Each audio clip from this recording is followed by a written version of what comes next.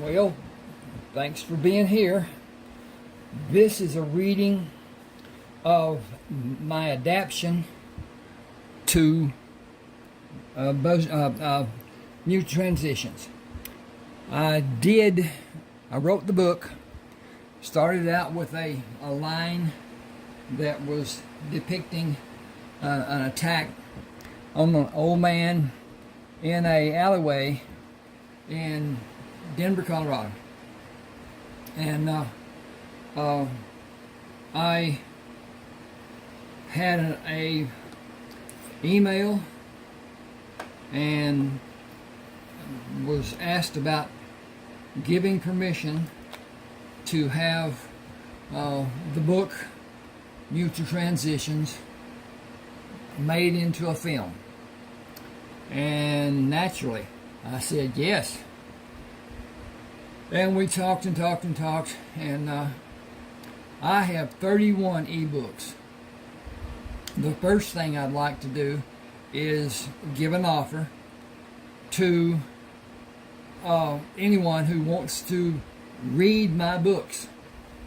I will allow a not free but not charged at the beginning, and the books sell at $6.99. Anyone who wants to read the first of my writings, of whatever book it is, send me an email. You can see my email address right there on the bottom, and tell me which book you want, a book or a part of a book, because several of mine are parts written in lesser word count. This book, as it stands, has 128,669 words, which is awfully close to twice the amount. Not awfully close, but close. Its normal book is around 80,000, so it's got an additional 48,000 or so to it. At any rate, those 30 books that are published on Smashwords, you can see them on Smashwords at Ronald Walker. You can see them at like this, Mutual Transitions, and start off and go through and find them, even read part of them with looking at the page and whatever. The thing about Smashwords is, if you buy from Smashwords, you have a membership that you join. All you do is give them your email address and your name, whatever, and that makes you a member. That gives you a page. That page has a library. Every book you buy on Smashwords, mine, anybody else's, it doesn't matter, goes to you as an email with an attachment. Then it is also placed in your library.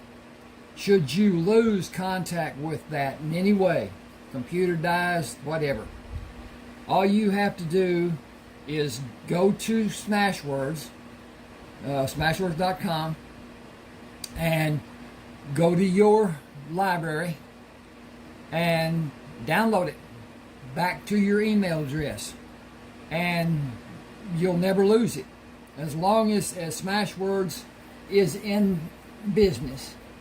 And they just sold portion, or they joined with Drafted Digital, D2D, which is less forgiving to me than what Smashwords is or was.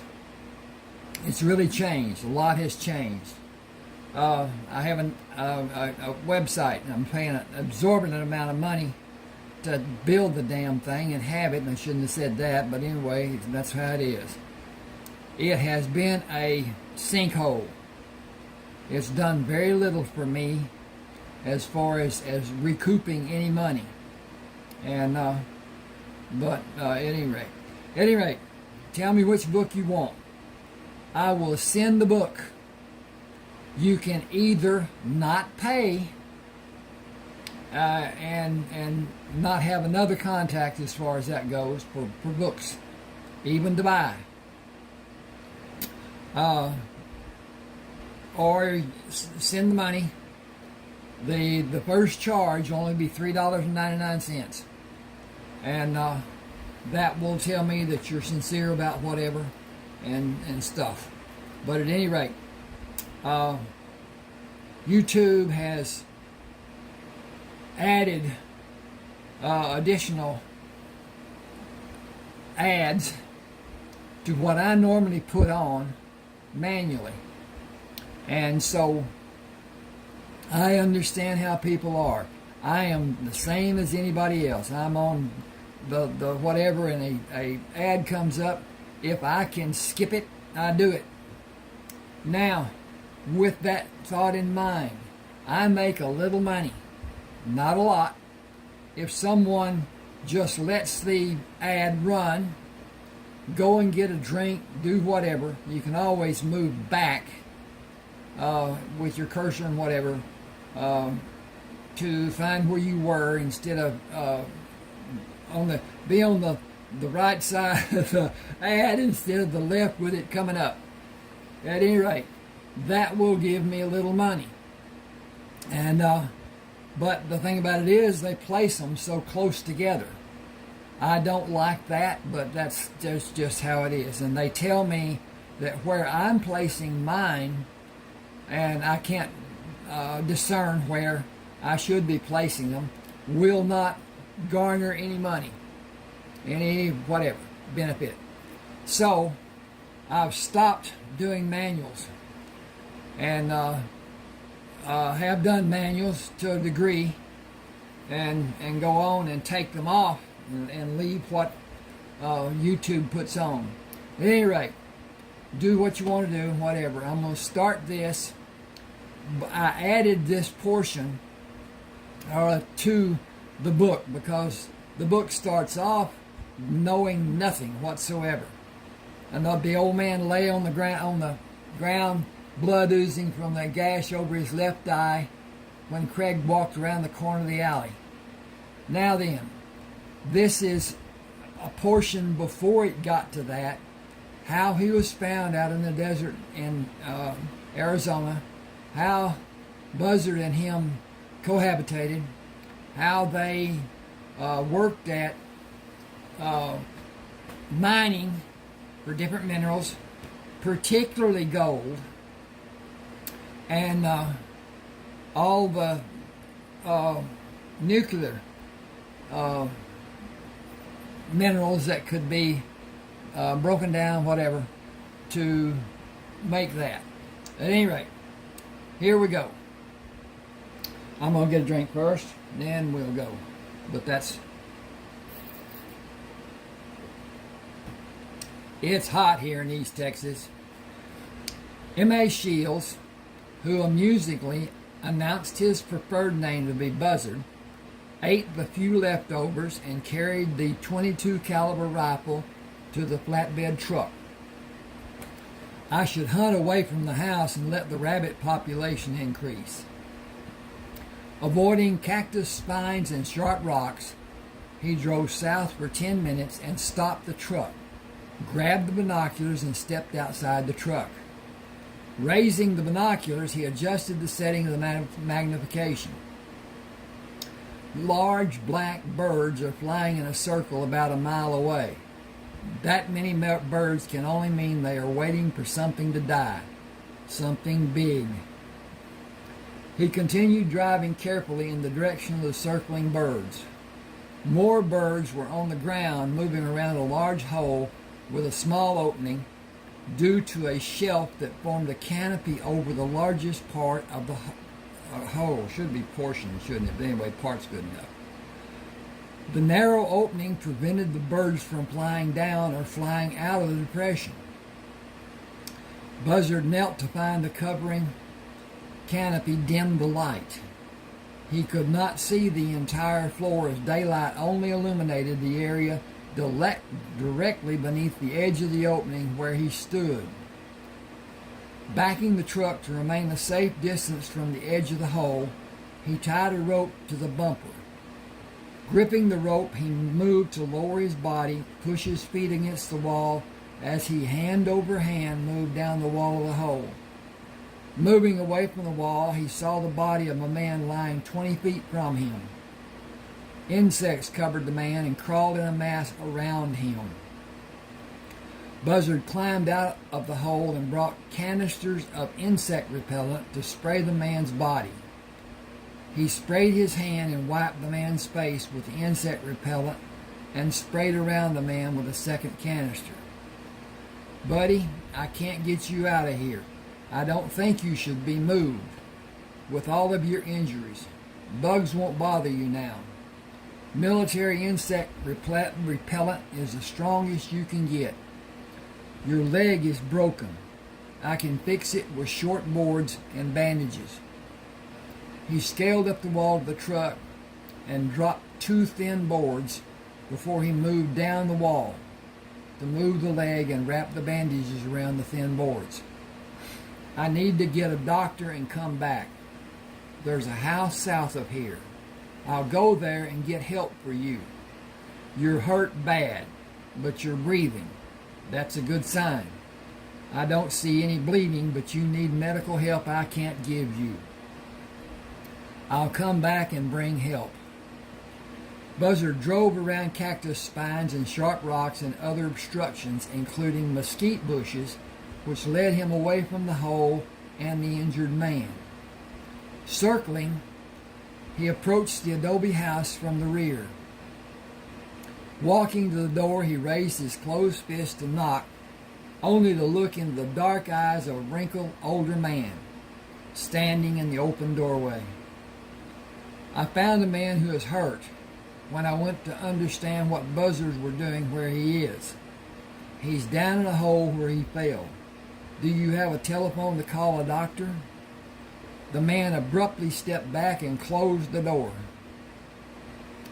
Buzzard raised his hand to knock and dropped his hand, placing both hands on his hips, and shook his head. He slowly backed away from the door and felt a dog bump into the back of his leg as it walked behind him. Ignoring the dog, he walked slowly to the truck and leaned against the right front fender. It was 5 or 6 hours travel time to the reservation headquarters, and he did not know the way from this house. He had not seen a road of any description during his wide sweep of the area. He was startled when the man came outside, banged the door shut, and walked with a halting gait to climb in the truck. I should put that, I'm going to change this. Hang with me a minute. SIDE. And climbed inside the truck without speaking. Buzzard noticed the pack the man held was filled to the point of pushing the cover flap to prevent him from closing it. He started around the front of the truck when the old man climbed out of the truck and went to the back of the house, then returned with 2 long poles rolled to be covered by a thick blanket. He put them across the bed of the truck behind the cab and climbed inside the truck. I'm going to do this again, just more succinctly. Okay. Climbed inside the truck. He stared straight ahead without speaking. Buzzard tied the poles on the left side of the bed and moved around to tie them on the right. That will hold them. Sitting behind the steering wheel, he saw the man point toward the windshield. Go that way? Silent. I'm going to change that too. That needs to be silently.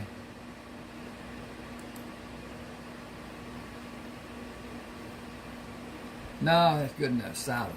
Silent, the man brought his finger to the same position. Will you tell me when I should be careful, or will you just indicate the direction we should travel? Again, the man brought his finger to the same position without speaking. Buzzard used the same method he practiced coming to the house to avoid obstacles in the path he followed, often silently reprimanded by a pointed finger until they arrived at the hole in the ground. The old man used the rope to tie the poles and his pack and lowered them to the floor of the hole. moved to take the end of the rope coming from the bumper of the truck and tied a double sling around his body. Moving to the edge of the hole, he sat with his legs over the edge of the hole and waited for Buzzard. When Buzzard came to stand by him, he turned his body to extend his legs. Got that wrong.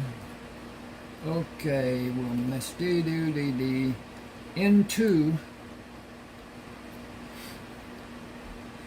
turned his body to extend his legs into the opening of the canopy and pointed down. You want me to lower you to the bottom? The old man raised his arm with his finger pointed down and brought his arm down, pointing to the floor of the hole. 2 times Buzzard wrapped the rope around the round bumper of the truck and pulled to take the slack out of the rope. Playing out the rope, he moved to stand at the edge of the opening looking down at the man. I need to check on my progress. Oh, we looking good. Okay. Okay. Move to your left to align your body with the rope. I'll lower you, then I'll come down to help. The man's hand shot up into the air and waved violently. You want me to stay here? The man pointed down, moved his body as Buzzard instructed. Standing on the floor of the hole, after removing the rope, he left the loose poles, took the pack. That should be, hang on with me just a second. He left the wrapped, W-R-A-P-P, wrapped poles, took the pack and disappeared from view. Buzzard slowly moved around the perimeter of the hole and stopped at the location he believed was the place the injured man fell.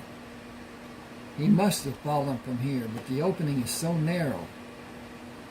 That leaves a lot to be explained, along with why he was all the way out here and a multitude of other questions.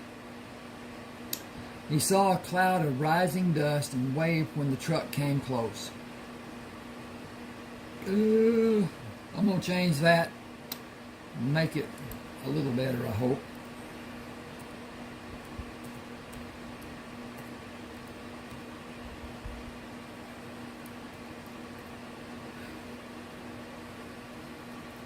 Alright, we got that done. See if this don't sound better. He saw a cloud of rising dust and waved when the truck approached. Dr. Anthony Iron Eagle drove around his position and stopped near the parked truck. I got here as fast as I could. Will you help me? I need to lower 2 bags and splints that I may need.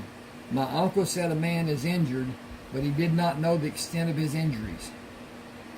Buzzard said, I have not heard him speak, only emphatically sudden gestures. He does not speak English well, only a few words. Buzzard pulled one end of the rope up and then the other end.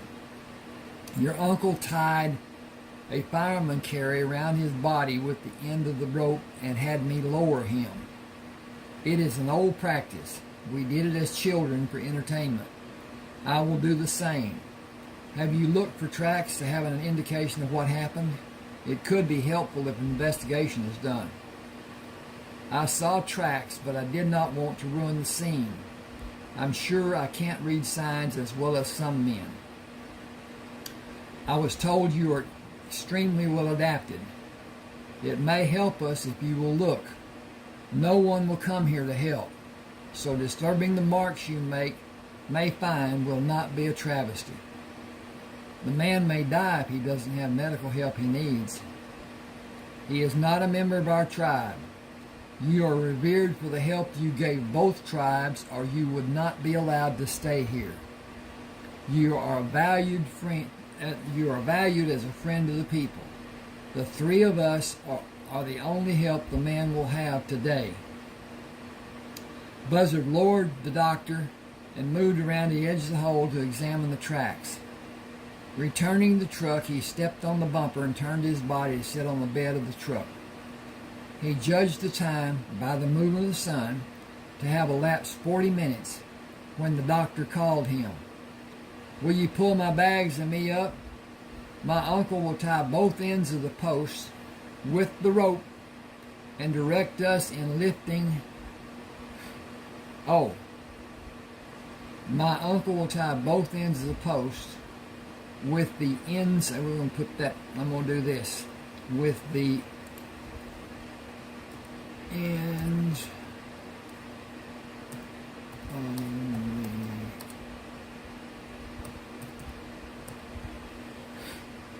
okay, I'm going to see what I got here. I need to fix that. Okay. "Will you pull my bags up?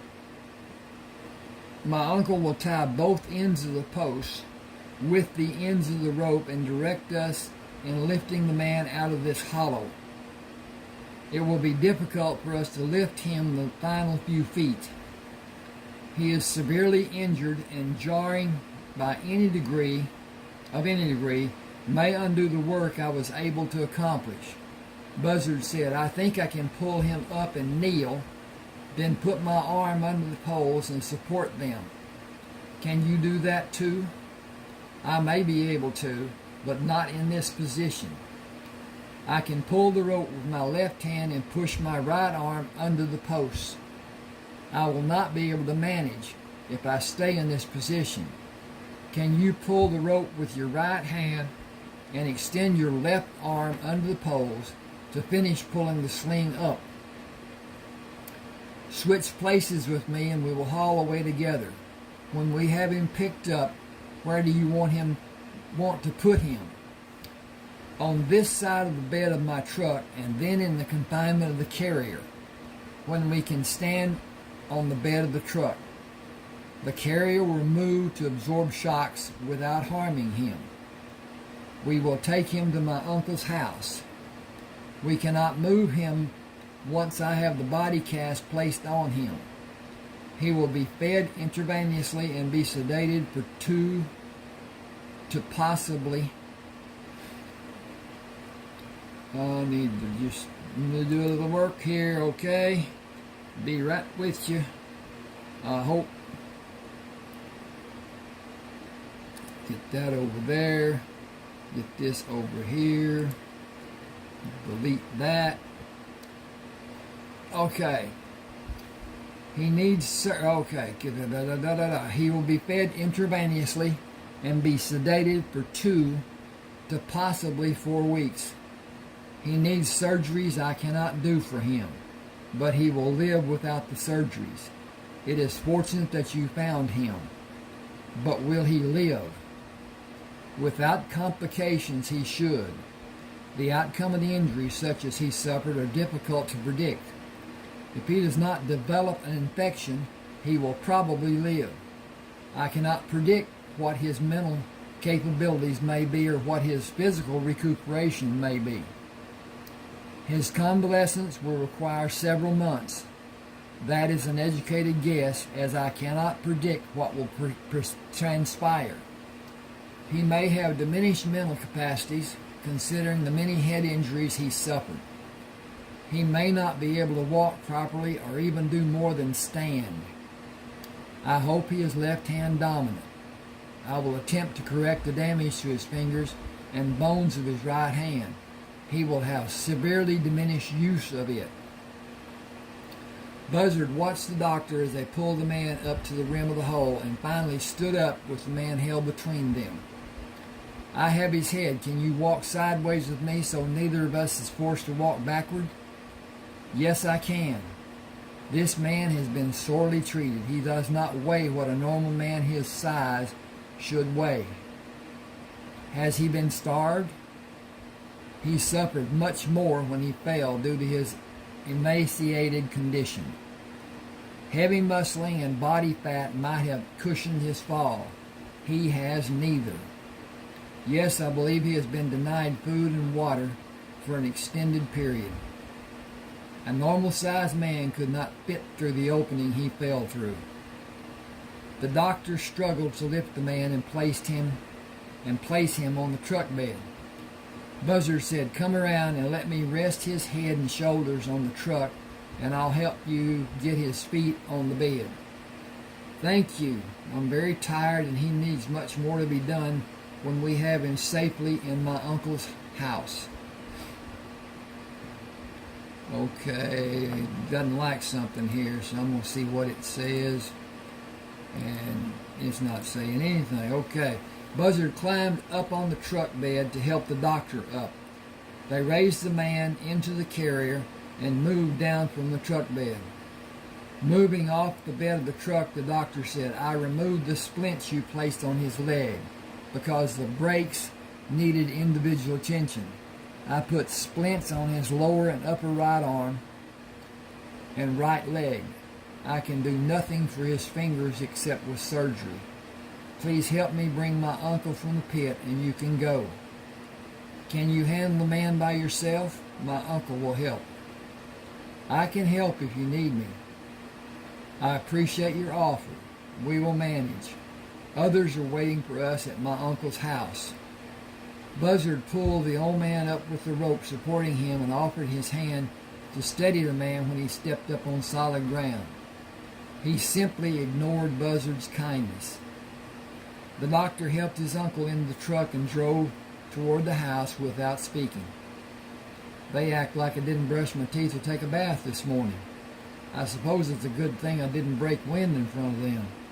The best part of their leaving is that I can go back to finding my next meal and work on detailed plans for the water transportation and holding."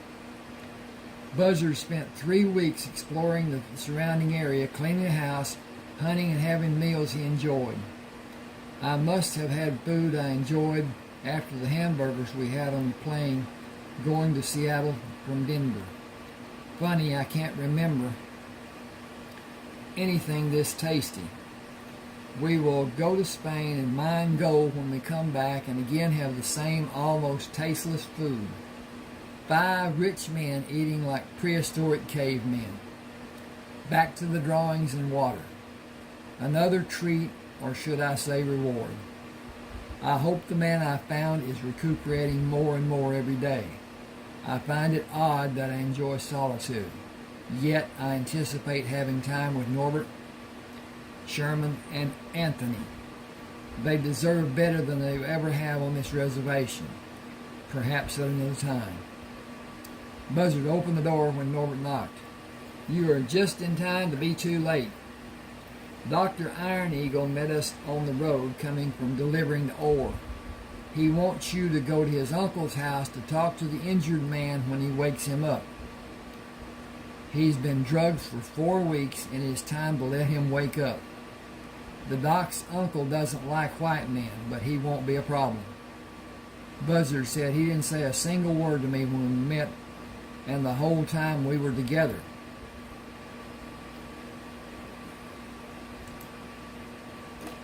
D-U-R-I-N-G.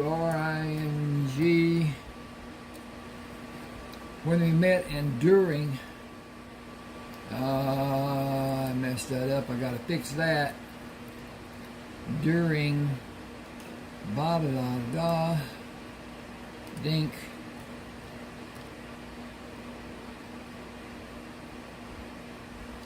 That's not right. I got to go back. Okay. C-H-E. He didn't say a single word to me when we met and during the whole time we were together. White men killed his family when he was a kid. They beat him. I'm doing a get ditty over here. So,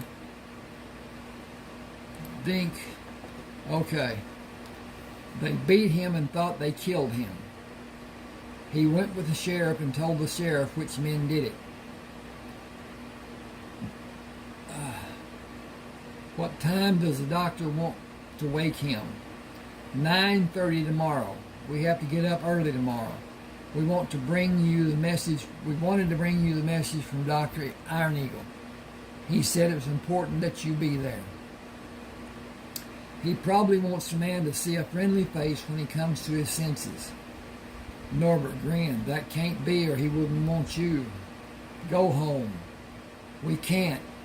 We have to go to our workhouse. We can only go home Saturdays after we make the last delivery of the week and enjoy having Sunday off. See you later. I may not be here tomorrow. I don't know what the good doctor may want. Sherman smiled. He will want you to tend to the injured man because his uncle never will. Buzzard said, Doc said the body cast will stay on him for 6 weeks. It has only been a few days more than 4 weeks. I can't refuse to help the man I found. Will you ask for someone to care for the injured man? I will pay a wage to that person for helping him. Are you saying we should send a man? The man is in a body cast. He can't wipe his own ass. He can't direct his own urine. I don't believe we will want anyone to help, but he can't refuse. He can refuse to allow a woman.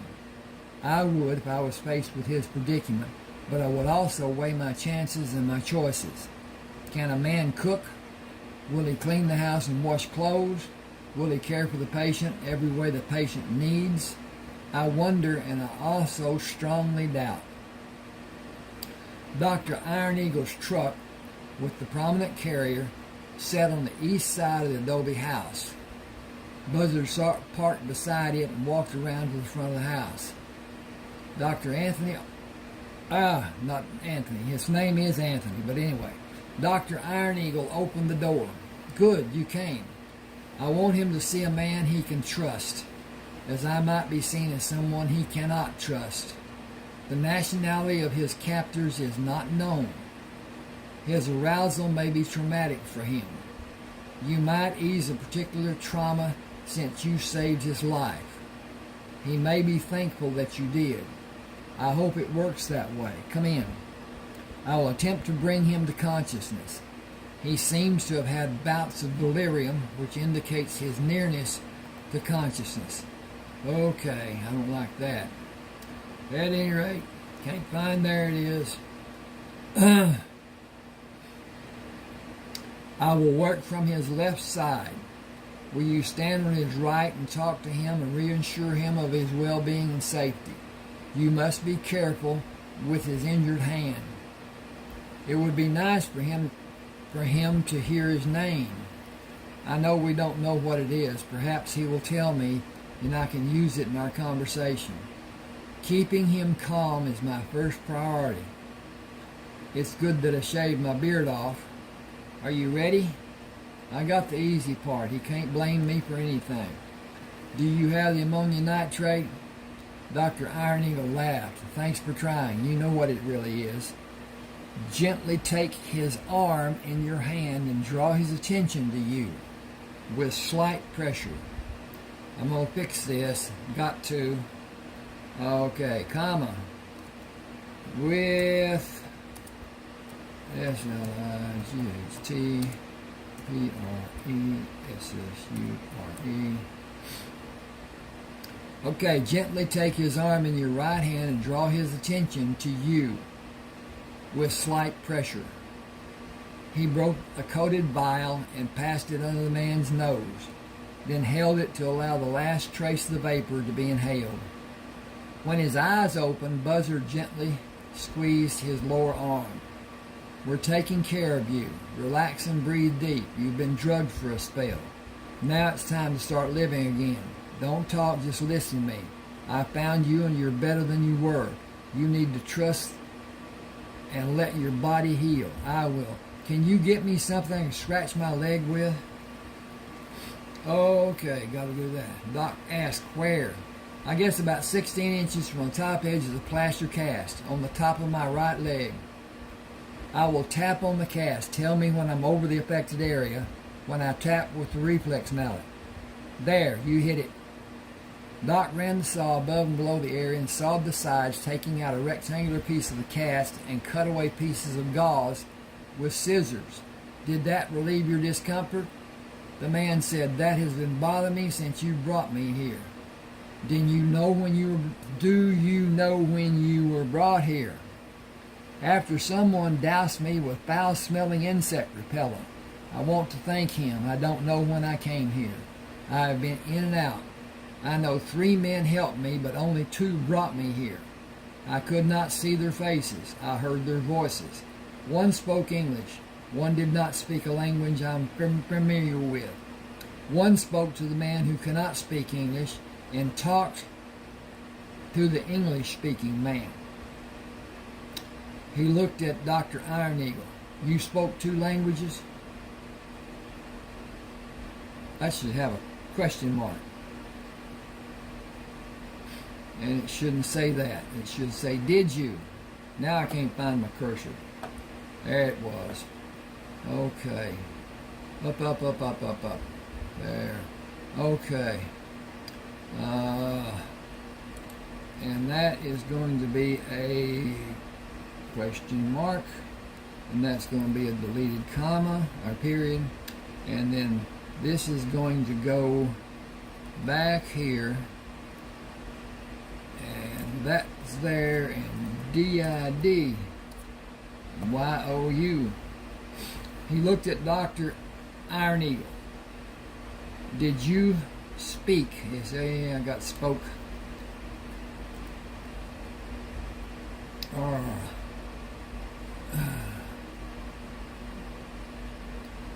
Take care a minute, just a second. They got it. Alright. Did you speak 2 languages? He turned to look at Buzzard. I'm going to save this. Click that there, click that there, click that there, and we're done. Okay. He turned to look at Buzzard. You spoke English. Ants were stinging me and bugs were biting. The pain was so strong I did not know where all of it originated. As I said, I was in and out. Everything is not clear, almost dreamlike, fuzzy. Buzzard asked, what can I call you? I have been trying to recall without success. I simply cannot remember. 2 men put me in the trunk of an old clunker of a car and brought me here. I was in the trunk a long time. They argued about how they would kill me and almost came to blows. I crawled backward, away from them. I am not certain what happened after that until you poured the insect repellent over me. Thank you for what you did. How do you feel? What's hurting? What's not? What do you need? Your name would be nice. My mother gave me my name, Morticius Alejandro Shields. It isn't easy for people to pronounce, so I chose Buzzard as an easier name. It is out of respect for a man I hold in high esteem. Buzzard it is then. It is a unique name, but easy to remember. Where is this place? Hang on a second, I gotta check progress. And we are progressing. Okay.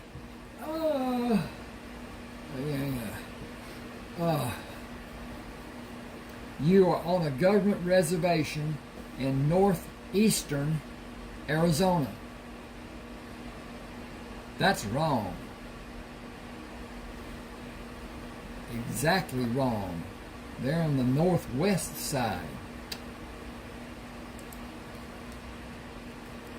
So they're just below St. George, Utah, which would put them on the northwest side of Arizona. Okay, got that done. From what I could see in the tracks near where you fell, 2 men brought you here in a car at night. They did not look for you after you backed away from them, probably from it being so dark.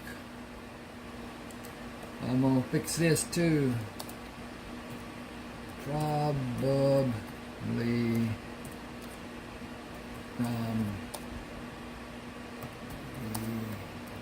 darkness.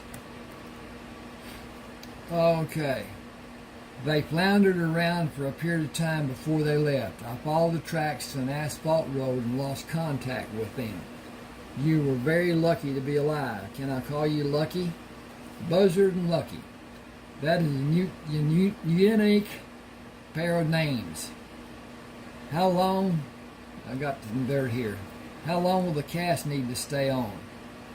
Doc turned to face him. The full arm cast can be removed next week.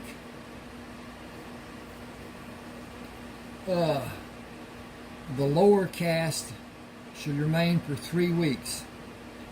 Your fingers and wrist are held in a form. I need to change this because that can't be a full cast. P-A-R-T-I-A-L.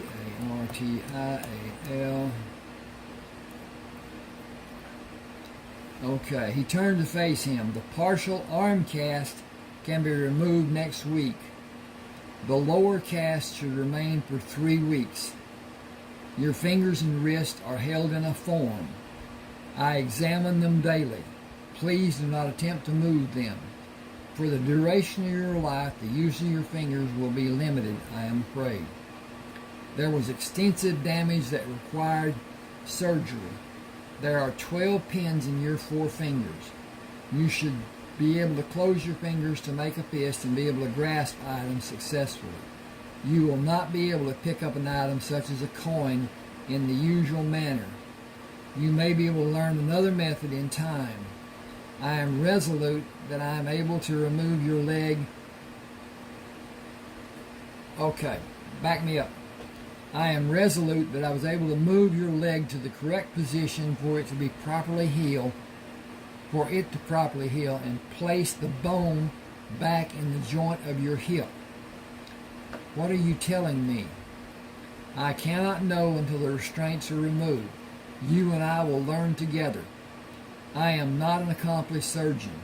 I did the best I possibly could under the circumstances. It may not be enough for a satisfactory conclusion. I was not able to do surgery on your hip and leg. It was needed, but I do not have the facilities to be able to perform such delicate surgeries. Buzzard asked, where did you live before? I have racked my brain trying to remember anything about my past during my near lucid times. My memories seem to begin with 2 men that stayed outside a dark room I was locked in. Hang on just a second, please. I got a bit of personal. Okay. Just a minute, and I'll be right back. I've got to do something here personal.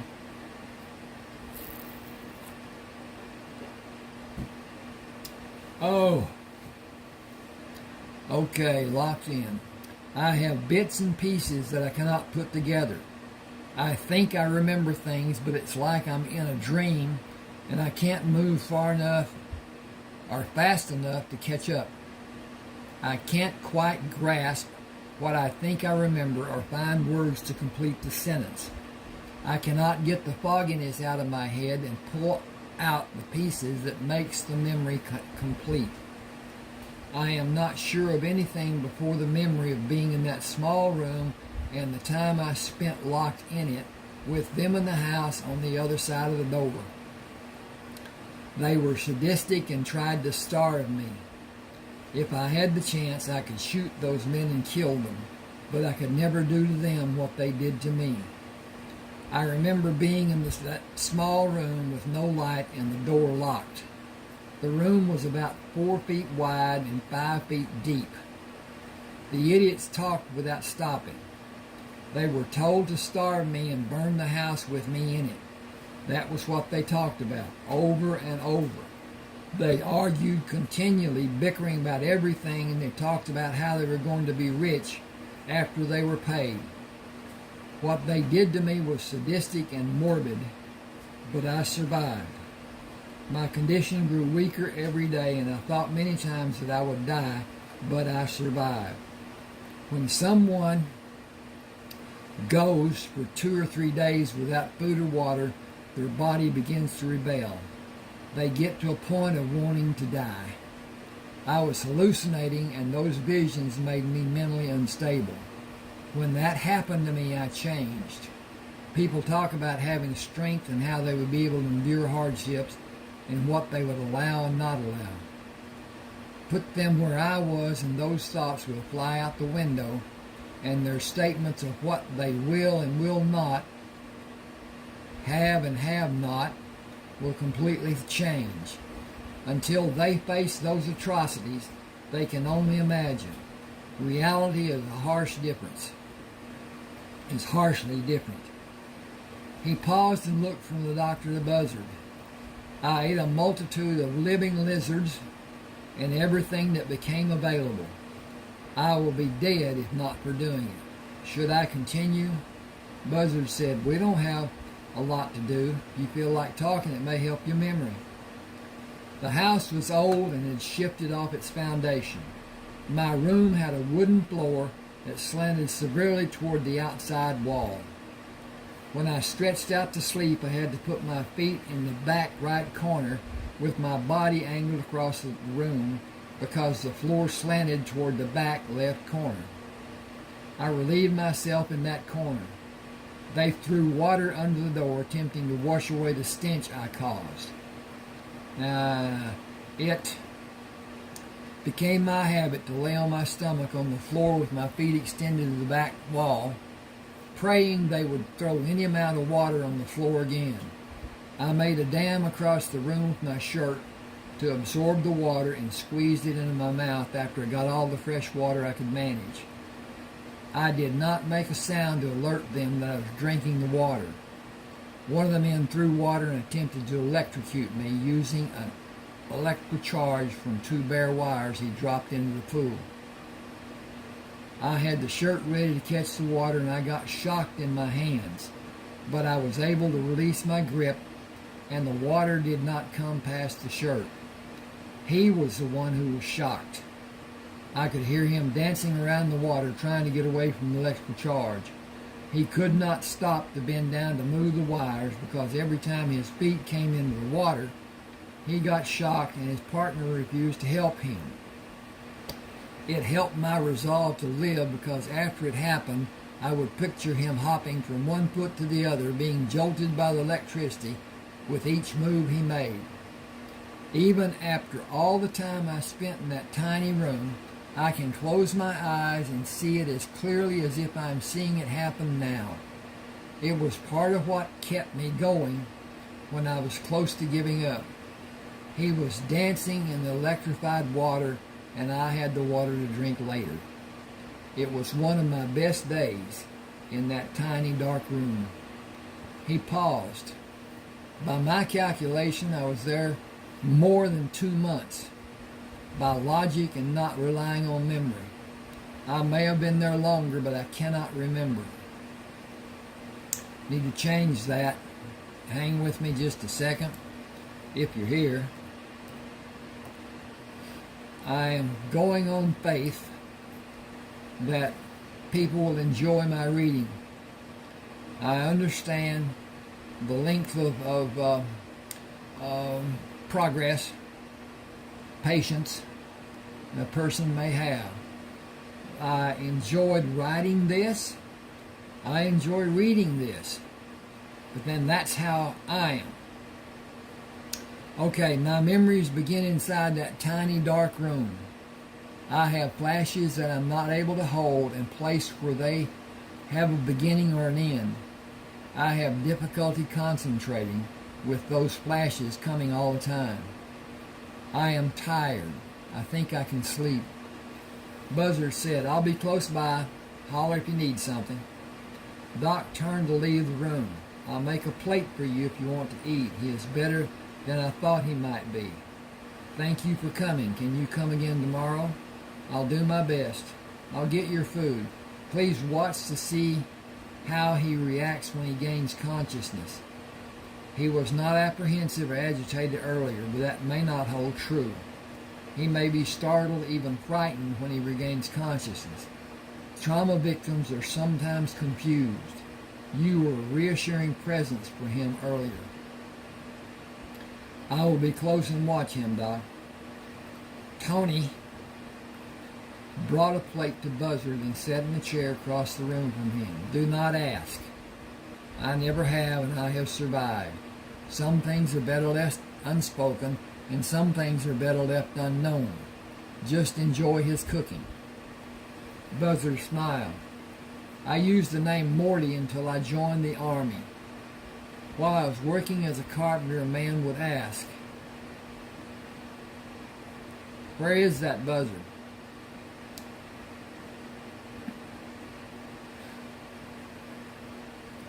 I got to change that because he wasn't working as a carpenter. Working and okay, back that up. That's the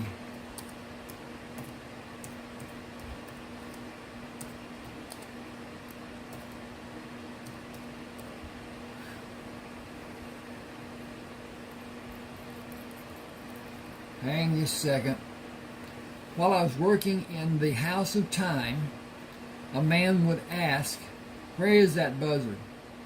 He was a good man. I used buzzard because of respect for him. My nephew calls me Unc. The injured man, buzzard called Lucky. Got to put a comma there.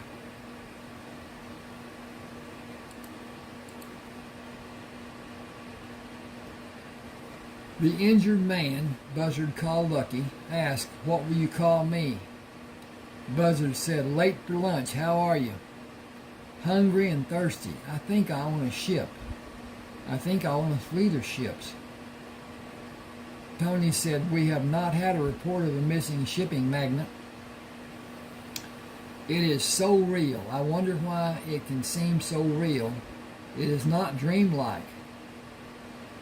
Tony said, "You need soft food, but only a small amount over an extended period of time.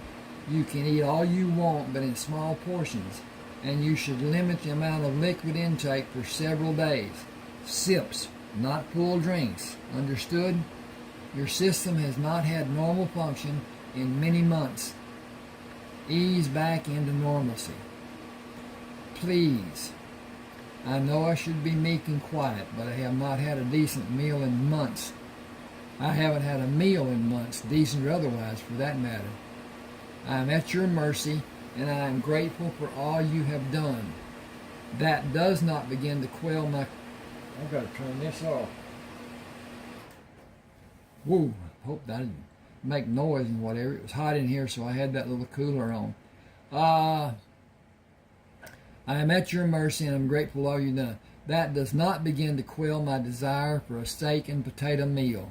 I am not demanding that you throw a steak on the grill and bake a potato, but I distinctly remember how delicious a great ribeye tastes. When can that happen? I will do anything I am able to do after this cast is taken off. Tony left and came back with a plate. Okay. Can you manage? Just put it anywhere. I will do whatever I can. How bad is my left hand? You will have limited use of it until you develop talents you may never master.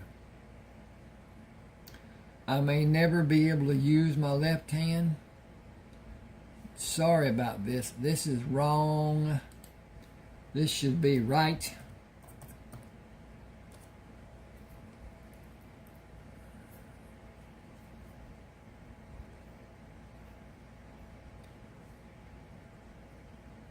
Okay, and this should be right because of things being what they are. Tony said, "I'll get a drink for you. Will iced tea suit your taste?" Love it. Now, how did I know that? That is a mystery science has never been able to explain. You may know what you like and dislike in many tidbits of knowledge and have no knowledge of what your memories were before your tragic loss. The triggering point of traumatic amnesia.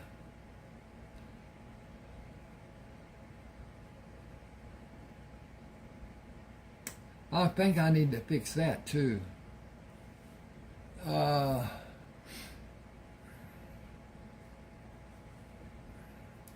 Is that what I have? Traumatic amnesia? Your trauma began inside a cramped, dark room. Your collected memories begin inside that cramped, dark room. It is reasonable to assume you were made to be unconscious by force. That reckoning of your predicament and the result may be the cause. It may be such a terrible realization that you will not allow yourself to remember. You said the 2 men were paid to kill you. Who might have employed them? I think that will be your first key to remembering. It may never happen, but you are alive, contrary to the desire of some unknown person or persons. Those 2 men were too stupid to tie their own shoes properly. They put me in a room that was so dilapidated even small rabbits and snakes came inside and saved me from starving. A man can do terrible things when he is hungry. I did. I would again. Both of you would. I lived in that room because I outwitted those 2 men. I lived to be brought here because Morticius Alejandro Shields cared enough to find me and help. I lived after I was brought here because Anthony Iron Eagle wanted to be a doctor and help people. If I was a rich man, I would divide my holdings with both of you, but I do not have the price of a small stake. What else can I say? I do not have the slightest inkling about what will happen to me even in the next few minutes. I cannot say what I will be able to do when the cast comes off. I may or may not be able to stand, and walking within several weeks is probably not possible. My future looks rather bleak. Buzzard said you are responsible. Buzzard said, you are my responsibility and I'll take care of you until you want to leave. That's my word and my bond. What, are you rich? I have investments. I am not worried about money. I have no idea if I ever be able to repay you. Just do what you are able to do for now. You can worry about what might be when I run out of money. Tears came to the man's eyes. I will pay you back someday, some way. Eat a few bites and wait to eat more. That's your first job today, not talking about paying back. Your second job is talking to Tony and me about anything you want to talk about. As I see it, the only way you can progress will be an improvement from where you are now. Each day will be an improvement, because each day you may not remember anything more, but you will exercise your facilities, and like a well-exercised muscle, strength will come and you will have improved. I think that's all that's important for you. Charlie Luck. I think about how lucky you are, and I thought about the most common name I could imagine, and Charlie came to my mind. Because I don't know a better name, and you can pick one of your own choosing at any time. I'll call you Charlie Luck with your permission. Just Charlie most of the time. When you can get around, we'll move to my house on the other side of this reservation. He put a small bit of food in his mouth and savored the taste before he swallowed. Then another. That is heavenly. How much can I eat? If you have no feeling of nausea, continue as you're doing. Your system will indicate what it will allow. He smiled at Buzzard. If you can go through life being called Buzzard, I can tolerate being called Charlie. I will not hurry eating, and I will talk as you ask. I am anticipating having these casts taken off. Can the time be cut short? If you will not move, the upper part of the body cast can be removed next week. The arm cast can be removed the following week. Your leg will need to be held immobile 2 additional weeks and removed after the arm cast. You will not suffer damage after 2 more weeks. The mending of the bones will be complete, but strengthening will continue. Should that have a comma? The bending of the bones will be complete. Yes. Comma. Okay. I advise you to give more time for the process and allow your body to regenerate. You will not walk without assistance for a period of time that you may not desire to tolerate. I have no means to make any prediction of how long. You should be tolerant. I hope that is a warning to you of the frustration you will face. You think it will be time for me to put my game face on? Faces, not face. It will test your patience and your resolve. I anticipate a lengthy process and heightened frustration. Okay, that's a division. I need to check on what's going on and what's not and what's ever and there. I hope you enjoy this. Please subscribe to my channel, hit that like button. It helps a lot. It's an algorithm finding proposition. Everything that's put on my page, the algorithm reads it. Now,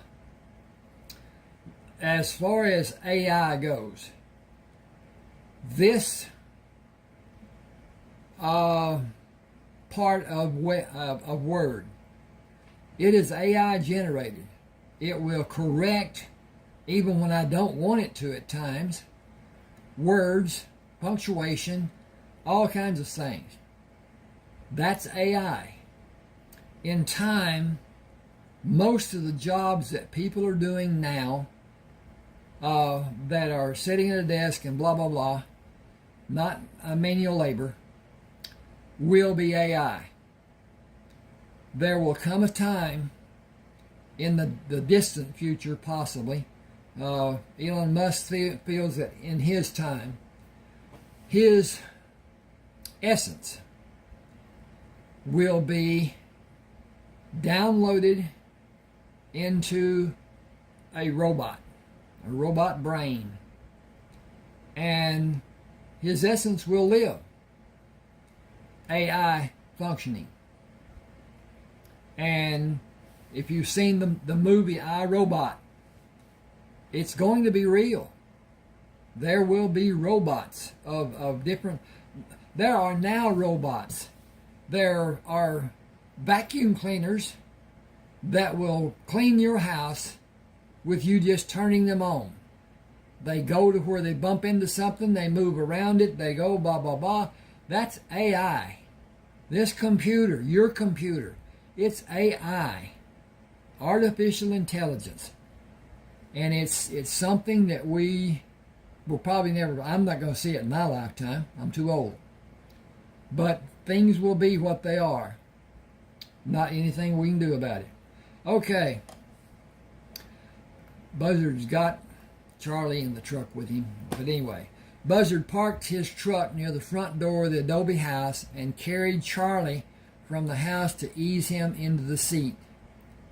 We're about 3 hours from the house. It is not yet 8 o'clock, and the sun isn't high in the morning sky. We should be at the house before it gets unbearably hot. Drink plenty of water, eat the meat cakes I brought. You fleshed up pretty well and gained a good bit of weight this last month, but you have a long way to go. I have been eating normal meals, but you know some of those meals were not easily eaten. I have a remedy for that. Good tasting foods start with rabbit and greens for our noon meal and vegetables for dinner. How does that sound to you? I will know more about that when I know how you cook the rabbit. You cannot do anything to harm the vegetables. Buzzard grinned. Can you cook? I can, but I'd rather eat and not wash dishes. The guest has to wash dishes. Then I will cook and you can wash dishes. Neither of us will cook or wash dishes for 2 months.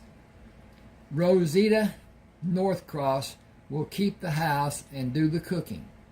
I built a bed for her in one of the empty rooms. She's going to visit her sister in Los Angeles in 4 weeks, and we will be on our own, but we will both cook and wash dishes. Community property rights. Agree? Agreed. I fashioned an exercise room for us. You should try to take your time and ease into doing your progression in baby steps in the beginning with small weights. You need to judge what you can do, but building your strength is not going to happen immediately, and you can't let it frustrate you. Charlie said, I almost died. I am stronger than I was, I think. I fear that will forever be my frustration, not being able to remember the things that come to my mind in shadows and blurs. I think it is important to concentrate on the present and expand your knowledge.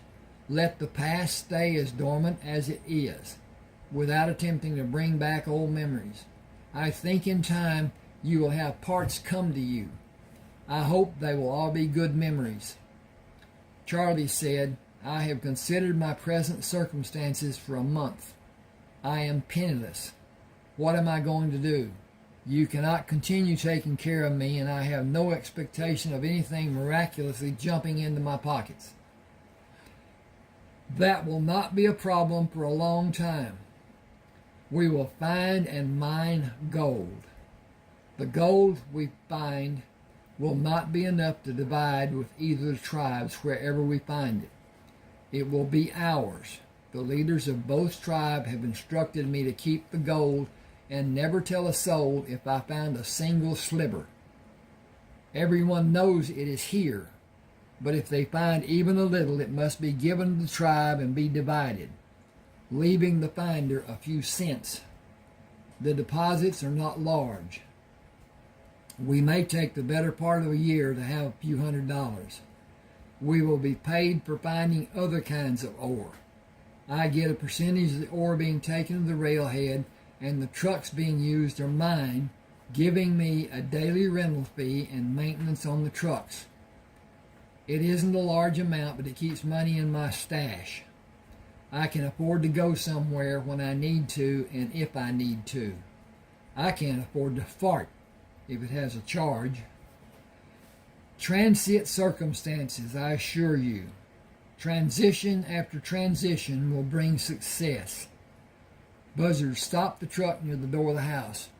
I'm going to have you swing your legs over the edge of the seat and pick you up to take you into the house and deposit you in a comfortable chair. Tony wants you to stay off your feet for another week. Rosita just opened the door. She will bring you anything you need. She is being paid a daily wage, and I bought her train tickets to Los Angeles and for the return trip sometime in the future. She may never use it, and she can have a refund if she wants. I hate to be a bother. Do you want me to fire Rosita? No, that would be stupid and cruel. Then be a bother. You know, sometimes you tend to be really hard-lined in your thinking. Buzzard smiled. I'd rather be hard-lined than hard to get along with. I have not witnessed that in you yet. Swing your legs out and practice being a bother. Rosita pushed the screen door out. The house is clean and lunch is ready. The rabbit and greens were delicious. Buzzard said, This is Charlie, Rosita. He doesn't want to be a bother for you. He will not be. Why would you think that? I am here to help in any way I may be needed. Mr. Shields has been very kind and generous. Charlie said, I'm not able to walk for a week. I have no inkling that I can successfully walk after that week. How is that a problem? The obvious fact is I am completely dependent on someone helping me like I am a helpless baby. My circumstance is demanding. Rosita said, I have 4 weeks before I go to see my sister. I have faith you will be able to take care of yourself before I leave. I sincerely hope it will happen. Buzzard said, It will happen. You are too strong-willed to allow it not to happen. Do you want to go with me to see the water transfer systems tomorrow morning? And the crops in the fields? Those too. It must seem like a miracle to the people. Rosita said, It is a miracle. The desert is growing food. It is a miracle. The water cools the fields and helps the crops grow and not burn up like a small garden did so many times. Buzzard said the weather will allow a long growing season. 2 crops may be grown. The second crop will require plants that are heat resistant. He stood in front of Charlie. Drop your right hand to the lever on the side of the chair. Can you raise your legs and pull up on the lever? Gently. Okay.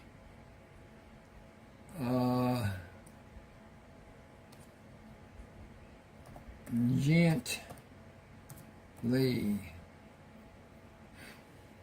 Okay. We did that. Charlie pushed his feet out and pulled the lever up, raising the leg rest of the chair, and pushed his upper body against the back of the chair, moving it to fully reclined position. I could sleep here. You moved it to recline like it was nothing new for you. You seemed comfortable moving it. I have this type of chair in my house. Do you? Is your house close? I believe it is far from here, but I have not reached the point of knowing where. Pieces come and seem to slip away before I'm able to recognize and identify them. Don't push it. Let it come naturally. I believe it will. You will see them clearly, you will see them clearly, and you will. I'm got to find my cursor here. Ding, ding, ding, ding, ding. Oh, there it is up there. And you will retain them. They are not lost, just hidden away, waiting for you to call them out of hiding. I'm sure it will happen. Charlie said, the terrible part is not knowing anything about my life before I was locked inside that room. I want my life back. That is not possible if I cannot remember. Buzzard asked, do you know how to play backgammon or checkers or Yahtzee or cribbage or cards? The tribe scrounged around and found games we can play. 1 week. That is all I will give you to try to entertain me. Then I intend to walk. Buzzard moved around and looked at Charlie's feet. Not without help. With the difference in the lengths of your legs, you're going to need a built-up shoe. It won't give much flexibility when you walk. Can you build one? I can get it close to the right height. You'll probably need some stuffing in either of your shoes to compensate for not being exact. The difference is less than an inch. That's not too bad. Maybe I can tiptoe when I walk. I think that would put a hell of a strain on your foot. It will be better with a thicker sole. You mean it would be better if I put my shoes on the correct feet? Now that would be a sight to see if you transpose them. Rosita brought a plate of food for Charlie. Do I have the privilege of eating in this chair? Buzzard said, you have the privilege of not moving out of that chair unless you feel the call of nature. I'll take you to the john and stand you in front of the commode to keep you balanced. You will provide guidance through the endeavor. Stand up straight and don't put extra weight on your short leg. It needs time to continue mending and growing. And when I need to sit, will you also have a bedpan? That is another can of worms. You need to be patient and careful. It could determine how much more length your healing will allow your leg to grow, gaining growth. Both the hip and the break can have growth if you allow it to happen. Your hip joint will grow new tissue, and with it supporting the ball on the end of the femur, either sitting or lying down won't stop its growth. Then you can help me into the truck and we can go anywhere we want to go. Sitting in that chair is not the same as bouncing across the desert. 2 weeks, and Tony will make a decision. The crops will be almost ready for harvesting, and you can walk with crutches, but only on a hard surface, not slippery, here in the house. These tiles are slippery, and the mortar joints are lower than the surface of tile. You can readily bust your ass. Once the crutch is slipped, it's gone and you're going down. Rosita brought Buzzard a plate. Okay. I got to do this. Okay. S-E-C-O-N-D. Rosita brought Buzzard a second plate. There is more if someone wants it. Buzzard said, thank you. Charlie, do you want seconds?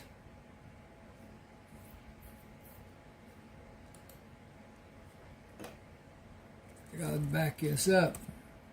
THIRDS Buzzard said, "Thank you. Charlie, do you want thirds?" He nodded his head. "After what I have had to suffer, and as delicious as this is, I do. But split it between us, please." She smiled. "There's enough for each of you had full portion." Was Micah's cooking that bad? Bad. See, this is AI did this to me. I know I wouldn't put bad, and it did bad. I did bad, it did bad. Buzzard quickly swallowed. "Please don't tell him we said anything. He was kind enough to let Charlie stay in his house and feed him. It sometimes didn't have a distinct taste. At other times it had an unpleasant taste." She stood straighter, placed her hands on her hips. "He didn't tell you he cooked with herbs? That was what made it taste bad. But it was healing, too." Excuse me a second. I got a personal endeavor. I took the second COVID shot. I wish I'd not taken the first one, much less the second one. The first one made me a little ill. It's like when you first start getting the flu, that head feeling you have and blah, blah, blah, just off. Never did get really sick. But my nose runs. It has run since that time. What's that been, 2 years now? And I wish. My wife works at a hospital. She was forced to take the shot. And I was forced to say, hey, if she's incubating, I don't need COVID. So I took the shot too. And wish I hadn't. But anyway, I think we got lied to about all of that stuff. Let's see. Buzzard laughed. He seldom spoke to Charlie. He never spoke to me. He did not speak English when he talked to Tony. Even that was rare or away from our hearing. Tony told us what happened to him when he was young, and we understand why he feels as he does. She shook her head. Those people were caught and hung by our people. That should have been enough. He knows he's wrong, but he will not change. Don't expect him to bring something and come to check on you. His kind of hate does not have room for being civil. He helped me. He did that because the tribe wouldn't like it if he didn't. He did it out of concern for his own benefit, not to help you. He let you stay in his house for the same reason. He let Mr. Shields come to his house because he helped the tribes, and they would blame him and turn their back any time they met him if he had refused you. He is a hateful man. Charlie asked, would he hate all spotted dogs if a spotted dog bit him? He probably would. It's just the way he is. Buzzard said, we will not go anywhere we can... Whoa! I got a knot in there. It shouldn't be there. Buzzard said, we will not go anywhere. Man, I don't know why I want to do not, but I do. Buzzard said, we will go anywhere we can on both of the reservations. Are there other people we should be made aware of? The same will be true for everyone. No one will refuse you if you need something. The reservations don't belong to us. We can't say who or cannot go anywhere, especially you. Everyone knows you were in the Army and you helped us by doing the surveys and buying the trucks for us to take the ore to Flagstaff. Give me your plates and I'll bring your food to you. Buzzard planned his time away from Charlie to be less than 3 hours, hoping to be in the house when Charlie needed him. Hunting and checking on the farms usually required less than 2 hours for each to be done. Working to extract gold from the cave was next on his list to do. Hang on just a second. We got a division here. I want to see where we are. And okay, that's looking good. Boy, I like that cover. The 3 planes over the mutual transitions. Love it, love it, love it, love it. I did that. I built that. I built all of my covers. But now, Some of them are just playing. Anyway, Buzzard pulled a magnet out of his pants pocket. I want to see if you can tell fool's gold from real gold. I hope this will be a learning experience for you. Charlie laughed. You want to see if I will make a fool of myself? Why should I play along with you? What will I gain? When I found this cave, I was certain I found a fortune. I couldn't tell anyone about finding it and have someone help to distinguish the real gold from fool's gold. Fool's gold is more lustrous than real gold, and it has properties of iron. The magnet will be pulled to fool's gold, but not to real gold. You will find both in this cave. I was fooled. Will you be? Give me the magnet and I will not be. Buzzard said, you may have diminished past recall, but your cognitive facilities are still functioning. Take the magnet. Let me go in first and wait for me to call you. I want to be able to leave the cave quickly should I have the need to. I fully understand and appreciate your apprehension. Bum, bum, bum, bum, bum. Buzzard searched the cave and called Charlie. Look at this and understand it is fool's gold. Iron pyrite. It has little monetary value. The strychnine, which is sometimes associated with it, has more value. Moving deeper into the cave, he pointed toward the wall, slightly above their heads. That is precious gold. This vein below it is gold mixed in quartz. We will take out the lower ore and have an easier time getting the pure gold. The mixed gold and quartz has to be separated using a chemical separation process. I have no interest in doing anything that time-consuming until later.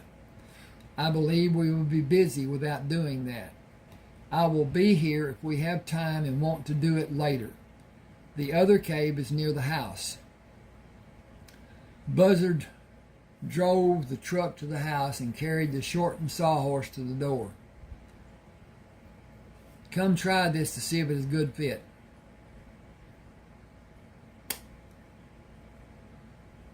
Okay. Charlie sat on the sawhorse and swayed right and left. It is short enough and it seems to be stable. Thank you. I know you cut the legs off to speed our work in the cave instead of building a new one. It wasn't that hard. Building another one or cutting down to size will be the same. Getting to work in the cave was my motivation. Okay, I need to do something here. I need to just check what page this is and come back to it. Okay.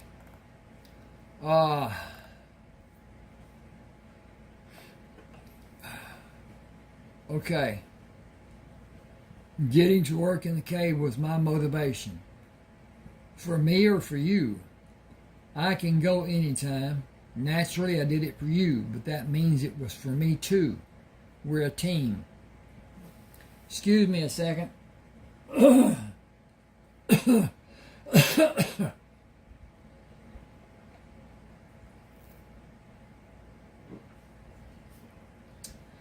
Where is the cave? Look straight west. See the dark cave in the side of the mountain?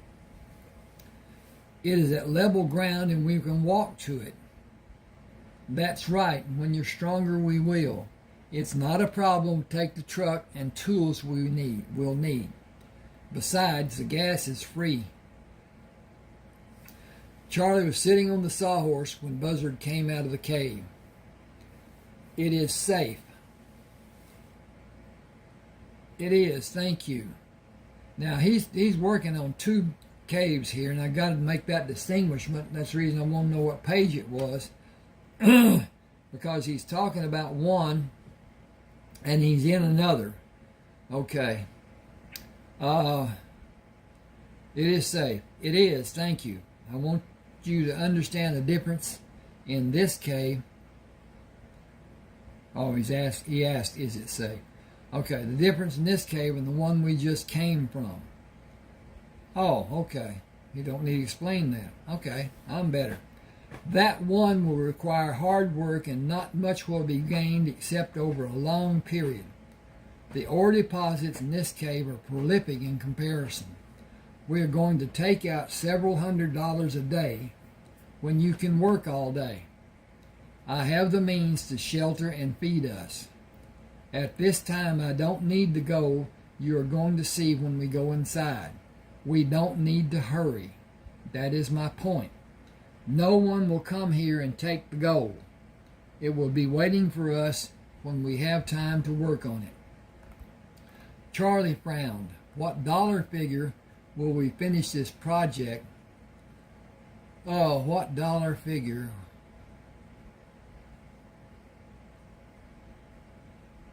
What dollar figure will we finish this project, and how will we... Nah. What will the dollar figure be? The dollar figure be when What will the dollar figure be when we finish this project, and how will we handle exchanging the gold? Bank deposits? I can only estimate by employing the width and height of the deposit of pure gold. Substantial might be appropriate without a definitive conclusion. I feel the need for you to understand how you might leave this area when you have the desire. Do you expect some need for me to have such a plan?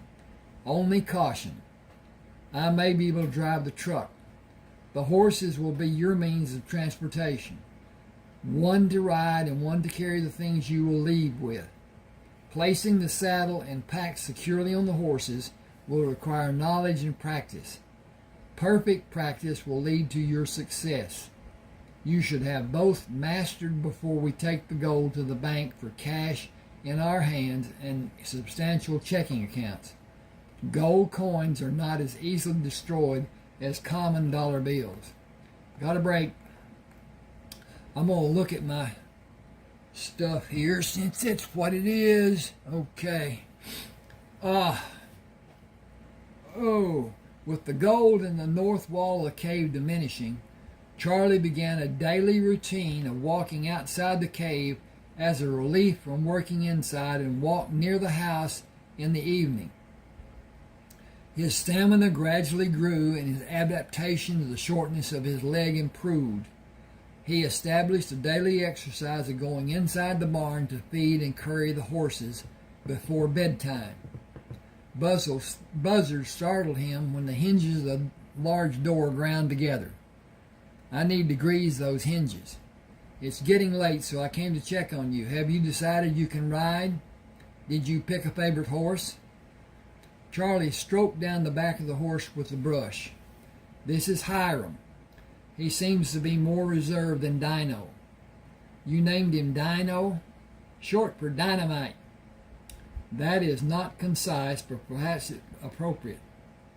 If I need a horse to ride and a horse to carry a pack, Hiram will be my mount and Dino will carry the packs. Okay, why has that got that there? I don't know. I need to do this. Dink, dink, dink, dink. There was 3 spaces there. I don't know why that was there. My presence stopped your adventures. No, your presence diversified my adventures and added to my life. I regret the way you came into my life, but not that you did. But, shut up. That's not yours to expand. Fully understood. Good. Do you know how to prepare a pack animal rigging? Not even a solitary clue. Are you finished with Hiram? I can be if you have something important to show me. Buzzard moved to hold the front horn of the pack saddle. This keeps the pack horse safe from harm. That bigger saddle blanket is thick enough to do the job of protecting the horse. All of the rigging is designed to hold the saddle in place and also protect the horse. With the rigging placed properly, the load will not be allowed to shift in the front or back or move either side. Placing it and tightening takes as much practice as loading the packs. Hang the bags on the 4 horns, but put whatever you are going to carry alternately in the bags to balance the load. When you are satisfied that the load has been done correctly and tied properly, cover it with a canvas and secure the canvas. The horse will not tolerate a loose end hitting him. Keep the load comfortable for the horse, while you keep the horse safe. The entire process requires a bit of understanding and practice. Unlike a riding saddle, the pack saddle should be checked during the journey and taken off the horse when you stop for an extended period. A truck is so much easier and it doesn't need to be fed and cared for. Charlie took the bail of the kerosene lamp. Time to get ready for bed. We may finish taking out the gold in the north wall tomorrow. We have removed more than I thought we would. Are you still sure the tribal leaders want us to keep it a secret? It will only be a small amount for each person to have. Nothing has changed to make the circumstances better. Jealousy and violence will prevail. I was warned a long time back in the past. Hang on a second. This is another division.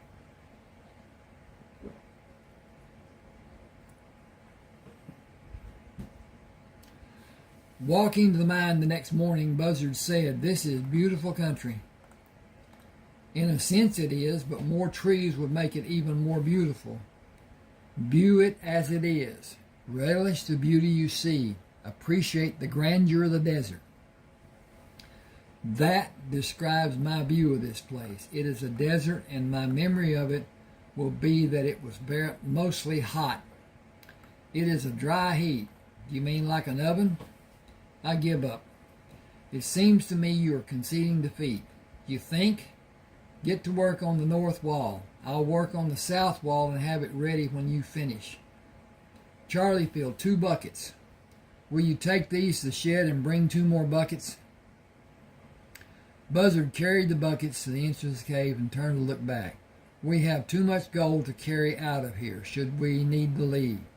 We should take the bars we have to the bank in Flagstaff next week. It's easy to transfer money from one bank to another. What name will I use? Any name you like. The bank will give you a book that lists your deposits and withdrawals. You can use your book at any bank and deposit cash. When the transfer is done, you will have an account in the new bank. Didn't seem to fit there. You're worried, aren't you? You're worried that someone may come looking to finish the job, aren't you? Not so much worried about someone coming for me. That's been done already. You saved my life. You have been everything you possibly could for me. I am concerned that they may come for me and get both of us. I am afraid the next time will be the men who were able to reason and plan.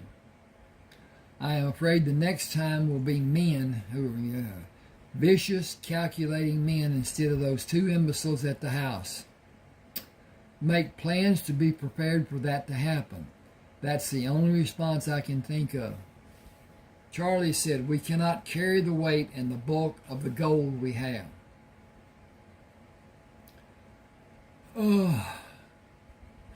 No, we should convert it. But we can't take a trip with a large amount of money and have it taken from us. Deposit in the bank is the only thing I can think to do.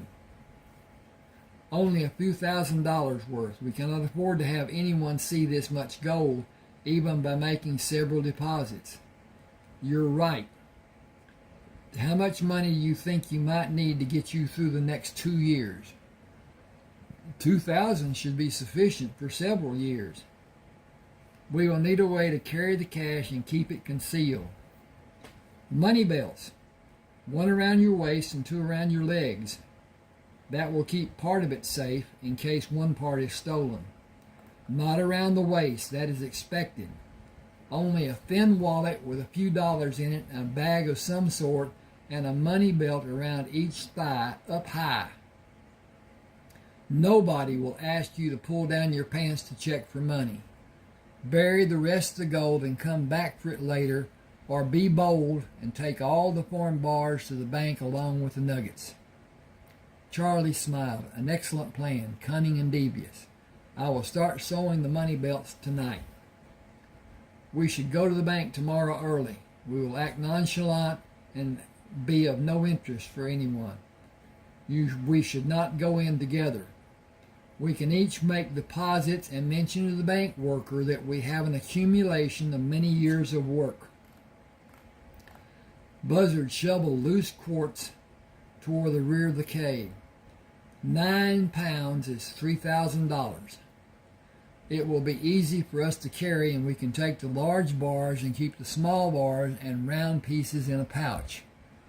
Ask the banker to be discreet and keep your business private. Charlie asked, should we exchange part of the gold for cash? I think $50 would be wise. $50 each time we make a deposit shouldn't cause too much interest. Make 5 deposits of $3,000 and bury the rest. I think that is a bad idea. We do not know what may happen here.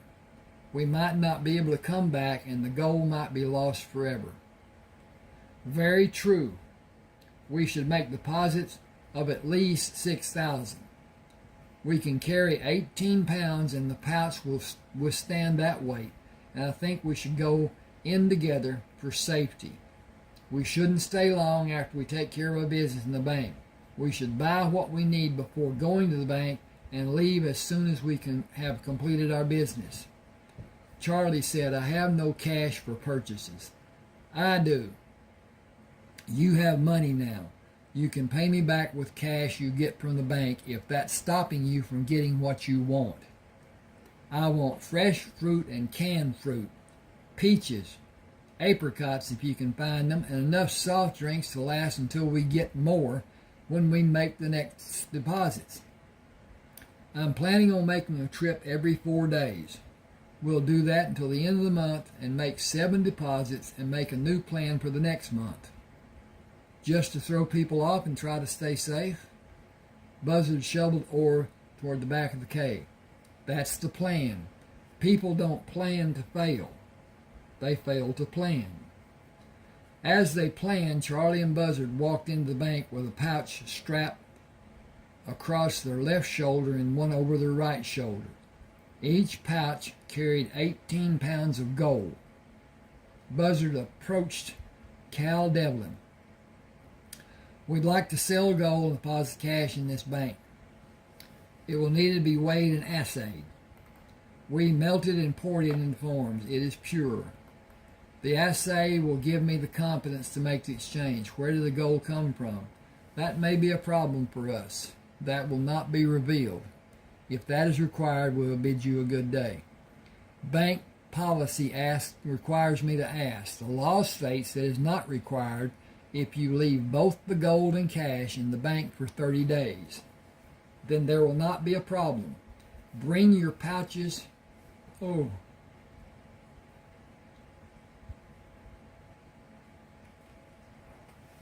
Okay. I misread again.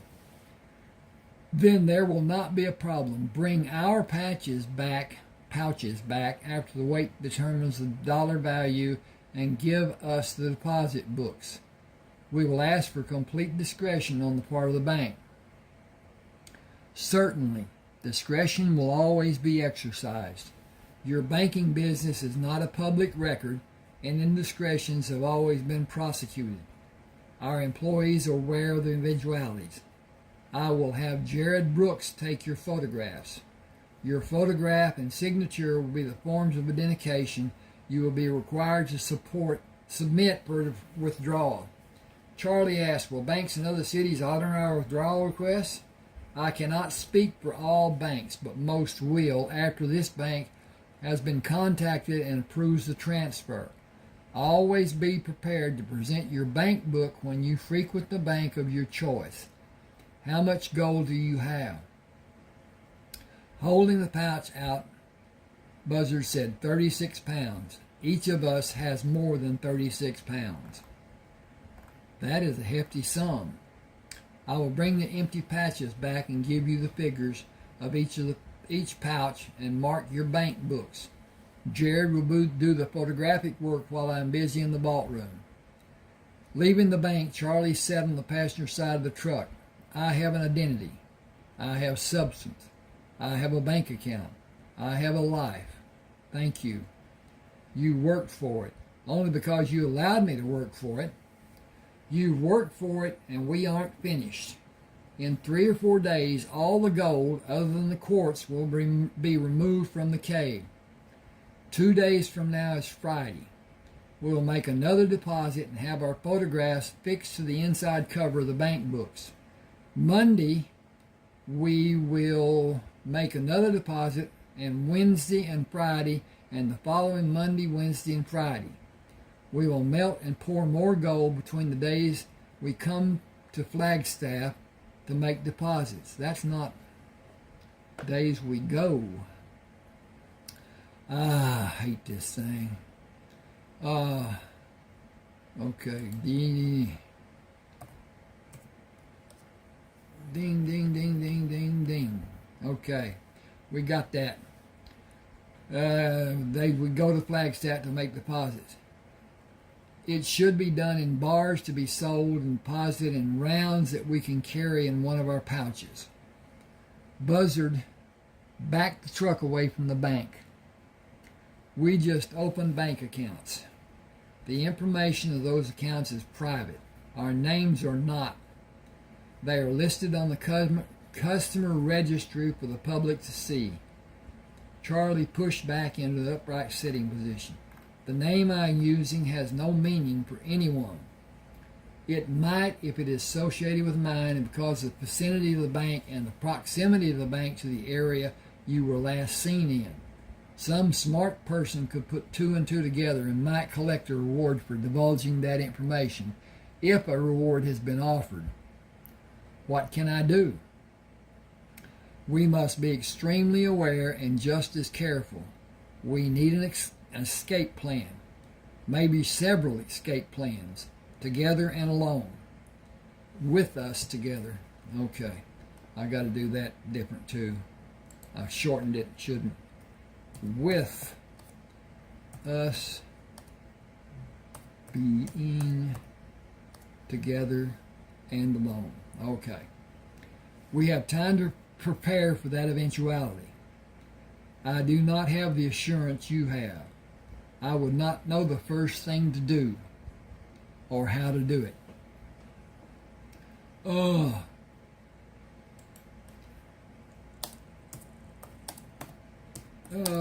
To do what may be needed. I do not know the first thing to do or how to do what may be needed. You do. Saddle Hiram first. Be prepared to jump in the saddle and ride for your life. Prepare Dino for the packs, load and leave. Getting free is most important. Coming back will never be an option. Go away from the problem. Go to St. George to collect all your cash and sell the horses. Buy a train ticket in another name and use initials and your last name. Go away from the trouble. Don't stop in a small town. The more people around you, the better it will be. I think that needs to be, the more people around you, the better it will be. Okay. Think of your safety first. It is better that we don't know where each of us will go. It can't be forced from us if we don't know. Remember, they are going to kill you. They were going to kill you. I think that will be the purpose if you were ever located. Charlie said, I believe you're correct. The 2 idiots who held me prisoner in the house were supposed to kill me and make it look like an accident. I calculated that my body was supposed to be found for proof of my death. I wonder if my death is more desired now. Gold will be calling us first thing after breakfast tomorrow. More gold to be deposited into our bank accounts. Charlie stood at the bank entrance. We can't get the truck into the cave far enough to load it. We need to load a wheelbarrow and piled the ore near the entrance of the cave. Charlie held the shovel up. I have used this so long, I got to do something here. This needs to have a division, and that is the problem with being dink, dink, dink, dink, dink, dink, and then dink, dink, dink, dink, dink, dink, dink, and then we go up here to home, and we look at the size of the font, and we go to 16, and then we go to center the page, and we're finished there. Okay, that's a division between when they were talking and now that they're going into the cave. And I need to save it so that it is not going to be lost. Charlie stood at the cave entrance. Da, da, da, da, da. Charlie held the shovel up. I have used this so long the blade is worn until it's almost gone. I need a new square shovel, unless you allow me to load only a quarter of what you load. I will get one from the shed. I didn't see one when I got the wheelbarrow. You may need to get one from the barn. Will you keep yourself balanced and bring two back? Bring two back? That will be a pleasure. I will be back before you can say whatever the longest phrase you may know with two shovels, left and right. You get to choose which you favor. Buzzard stood at the entrance for a short time and loaded the wheelbarrow. When he pulled up on the handles to dump the ore, the anchor from the wheel axle broke on the right side. Pushing the wheelbarrow farther, he dumped the load and turned his back to the entrance, then pulled the wheelbarrow to the shed. He turned a spare wheelbarrow to push it out of the shed, then stopped to get a drink from his backpack on the shelf. As he raised his arms to bring the backpack down, an explosion from inside the cave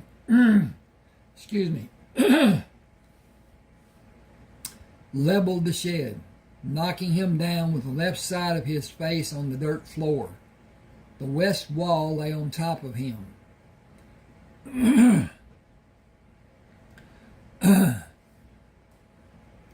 Without pressing. Okay, I got to get dee. Well, there it is.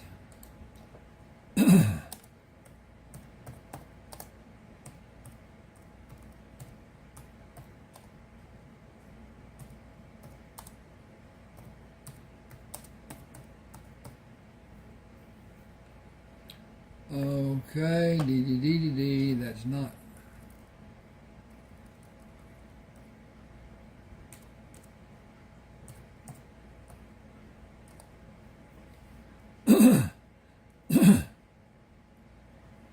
The west wall lay on top of him without pressing on his head.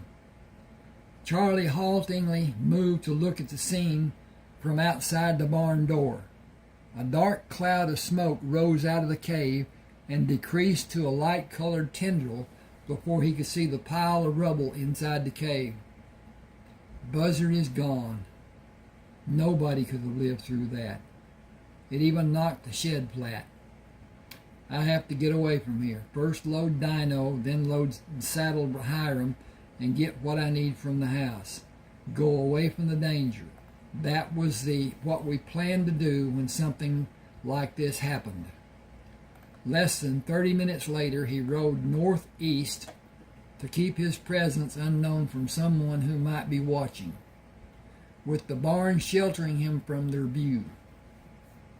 He continued until he was sure he could not be seen by anyone near the cave and turned Hiram in the direction he felt would take him to St. George, Utah. He would not push the horses and take whatever time the journey required. He was safely away from the danger, and he had everything he needed except Buzzard. He lost his only friend and his only guidance to help him navigate in the world he was so unsure of. He stopped and attempted to ease his heart rate. I am not at ease, Hiram. You may need to find your own way until I'm able to think intelligently. I have never been so frightened. but I am regaining my composure. We are going to St. George in Utah, as Buzzard told me to do. Charlie rode until the sun was nearing the horizon. He stopped several times to allow the horses, hey, back up here a minute, I'm going to get a drink.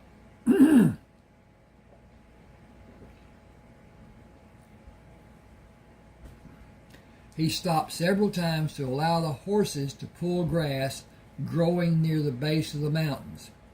Nourished by the water that melted and slowly washed across the face of the rocks and down to the floor of the valley, making pools of standing water along the base of each mountain. He removed the saddle from Hiram and hobbled him, then unloaded the packs from Hydro and placed hobbles on him. The horses moved to the grass and grazed into the night, leaving Charlie wanting a fire. He had not seen wood for a fire since he began following the valley floor as he moved steadily north. St. George and the railroad was at least a 3-day journey using the horses. He calculated his need for the 3 days sitting in the saddle and leading Dino. It was necessary, but he sensed a dread of the harrowing trip to be done. He was not comfortable sitting in a saddle all day, and he was fearful about the outcome of what he needed to do to travel to St. George. Someone might be following. He could only load the packs on Dino and saddle Hiram and ride until he knew the horses needed nourishment and water. After they rested, he rode again. He found a spot where the water flowed down the mountain to drip off a shelf of rocks and pool at the base of the mountain. Filling the 4 canteens and waiting for the horses to drink their fill, he stepped into the left stirrup and pulled his weary body into the saddle. We have been fortunate, Hiram and Dino. I can only hope our luck holds. I am missing Buzzard terribly. Give me a second. Okay. He would know far better than I do what I should do. I need to try to preserve our strength for whenever we leave these mountains. The grass will be sparse and the water will be less than what we had. I will give all the water to both of you on the last day. We will need to travel into the night to reach the water we will need. The moon is coming into the full phase and we will be able to easily see the path we need to follow. I hope the night air will be cool. It will lessen our thirst and hopefully give us hope for a successful journey. Charlie stopped at the second pool of water to let the horses drink and graze for an hour.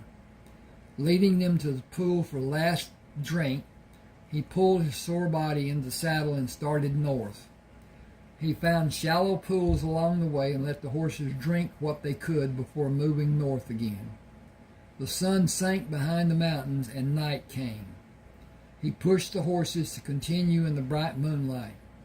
We need to travel as far as possible tonight. The mountains will turn gradually to be more to the west, but still mainly following a northerly direction.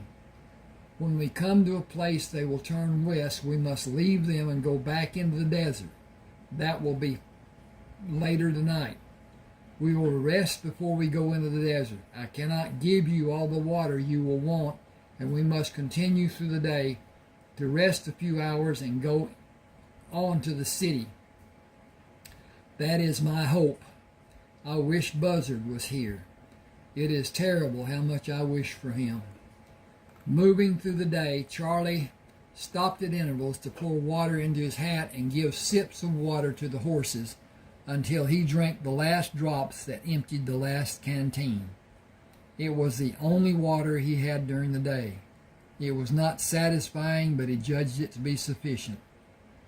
The horses did not hold their heads as high as they usually did. They were not searching the horizon for an escape from their labor as usual. They were near defeat, and they would not continue long if all hope was seemingly lost to them.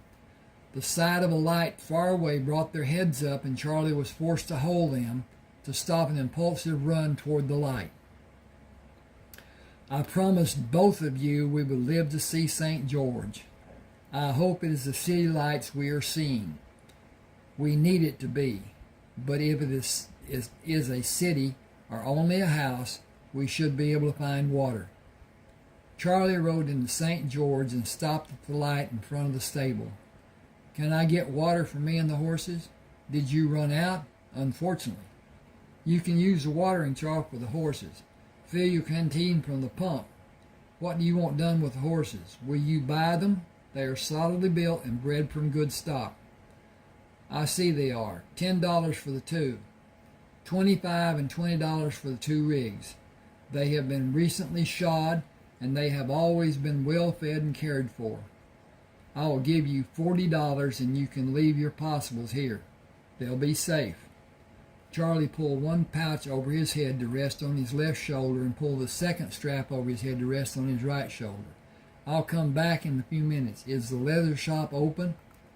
It should be. Mel lives above the shop. You can knock on the door and get his attention. He'll be glad you did if you buy anything. I need 2 suitcases. He'll have what you want. When will the train come here?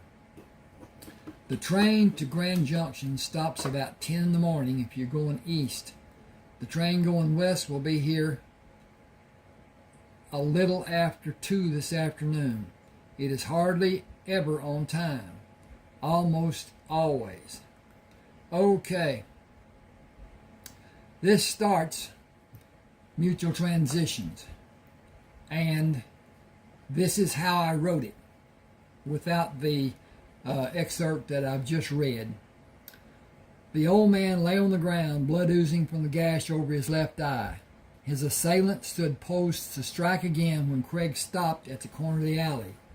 Hey, what's going on here? He started down the alley, then stopped when the third man stepped out of the shadows. This ain't none of your business, the man slurred. I just made it my business. Chief Baldwin and the mayor are just up the street. Should I call them or should I take a more personal interest? Only a coward would harm an older man. The way I see it, you are both low-life cowards. Get out of here, the man yelled at Craig, whose only reply was to remove his coat and hat and place them on the lid of a garbage can. The sound of steps echoing the alley alerted him to the approaching man. Turning, he ducked under a roundhouse blow. He saw the other man kick the old man in the side and heard a gasp of pain. Craig Greyson prepared himself for such an occasion through times of sparring with Jim Ellis and the mental conditioning Wong Chin taught him. He was in excellent physical condition and relished the single blow he struck. It was a semi-uppercut delivered slightly to the left of the man's sternum. It was only meant to stop the attack and give Craig time to concentrate his attention and efforts on the remaining assailant. Craig knew if it struck with all the force he could put into the blow, it could have been fatal for the man, who slumped into him as if dead. Craig stepped to his right, allowing the man to fall on the bricks of the alley and stepped toward the second man. A glint of steel came from the man's right hand as moonlight reflected from a knife. Craig sneered, "You're a bigger coward than I thought you were." Attempting to divert the man's attention and entice him to leave the man who was down, he offered himself as a new target. "Well, come on then. I'll take that knife away from you and make you eat it." Okay, that's how Craig found Charlie Luck. And this goes on. It is a good story. It would make a great film. And may. But that's another thing. Please subscribe to my channel. You can read more as far as mutual transitions goes on YouTube or a book or whatever. Anyway, thank you for being with me. Okay, this thing's giving me a problem, but that's just the way it is. Thank you, thank you, thank you. Okay. 59:24. Okay.